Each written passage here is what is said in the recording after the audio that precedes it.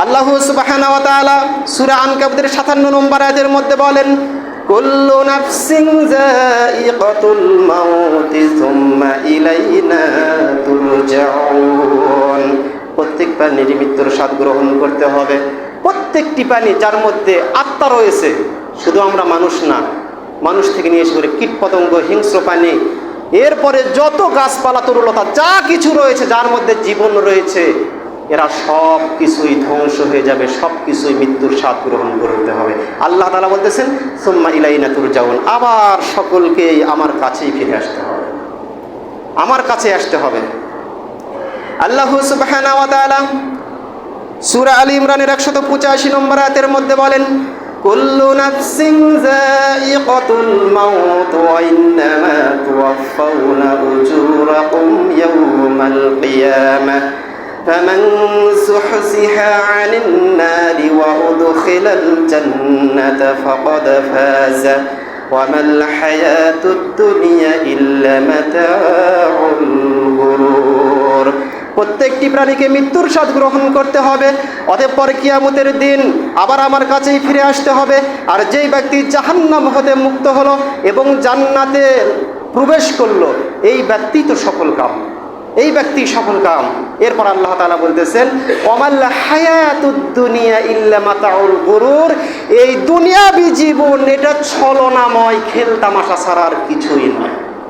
ছলনাময়, ছলনাময়। এই পৃথিবীর সবচেয়ে ধনী ব্যক্তি মনে করেন যে বিল গেটস।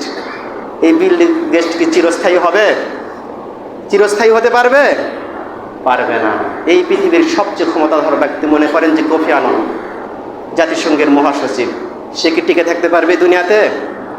পারবে না, কখনোই পারবে না। তাহলে দুনিয়াটি এটি হচ্ছে ছলনাময়। ছলনা বুঝেন?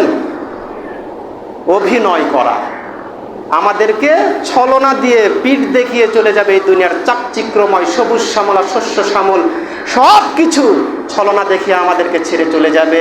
আমার বলে আপনার বলে কোনো কিছুই থাকবে না। কাজেই এই ছলনার পিছনে ফেলে, এই ছলনাকে পিছনে ফেলে আমাদেরকে সামনের দিকে আগাতে হবে। এই ছলনার সাথে যদি আমরা জড়িত হয়ে যাই, দুনিয়ার চাকচিক্রময় যদি আমরা পড়ে যাই, আখিরাতকে ভুলে যাই, অবশ্যই আমরা কিয়ামতের দিন ক্ষতিগ্রস্ত হব, আমরা টিকে থাকতে পারবো না। আল্লাহ সুবহানাহু ওয়া তাআলা সূরা আম্বিয়ার 35 নম্বর আয়াতের মধ্যে বলেন, কুল্লু নাফসিন যায়িকাতুল মাউত ওয়া নাবলুকুম বিশ-শাররি ওয়াল খায়রি ফিতনাতান ওয়া ইলাইনা তুরজাউন। প্রত্যেক ব্যক্তিকেই মৃত্যুর স্বাদ গ্রহণ করতে হবে, প্রত্যেকটি প্রাণীকেই মৃত্যুর স্বাদ গ্রহণ করতে হবে। অতঃপর আমি আল্লাহ তোমাদেরকে ভালো এবং মন্দ এই দুইটি জিনিস দিয়ে পরীক্ষা করতেছি। সুম্মা ইলাইনা তুরজাউন, অতঃপর তোমরা আমার নিকটে আবার ফিরে আসবে। আল্লাহ সুবহানাহু ওয়া তাআলা বলেন, আল্লাযী খালাকাল মাউতা ওয়াল হায়াতা লিয়াবলুয়াকুম আইয়ুকুম আহসানু আমালা। আমি আল্লাহ মৃত্যু এবং জীবন দুইটি জিনিস সৃষ্টি করেছি। এই দুইটি জিনিসের মধ্যে অবশ্যই আমি তোমাদেরকে পরীক্ষা করব, তোমরা কে আমলের দিক দিয়ে সর্বোত্তম হতে পারো। সর্বোত্তম আমল এই দুইটি জিনিসের ভিতরে যদি আমাদের থাকে, তাহলে আমরা সফল কাম হতে পারবো, নইলে আমরা ক্ষতিগ্রস্তের মধ্যে পড়ে যাব। জীবন এবং মৃত্যু আমাদের রয়েছে, এর ভিতরে যে 50-60 বছরের ছোট্ট একটি জীবনে, 20-30-40-50 বছরের ছোট্ট একটি জীবনে, এই জীবনীটা হচ্ছে আমাদের জন্য পরীক্ষাগার।